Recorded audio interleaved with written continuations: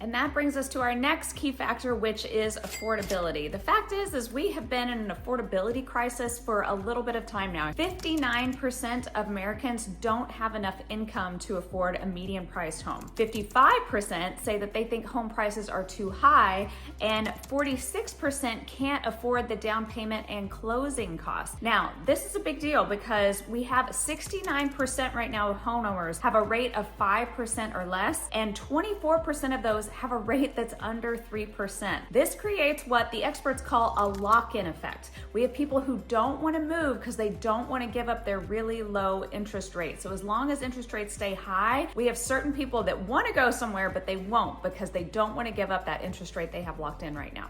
Another key factor is inventory. We have had historically low inventory levels for the last several years, especially ever since COVID, and those are starting to get better. So that eases the increase on home prices somewhat. But this is where it really matters where you live. If you live in an area where inventory levels are really increasing, you are gonna start to see prices drop some. What does this mean for you? If you are in a market that's been overbuilt, maybe you have a ton of new construction around you, you could see steep pricing declines. If you're in a market where inventory is really tight, maybe you've had a surge of population, just the opposite is gonna happen. You're gonna see some price increases.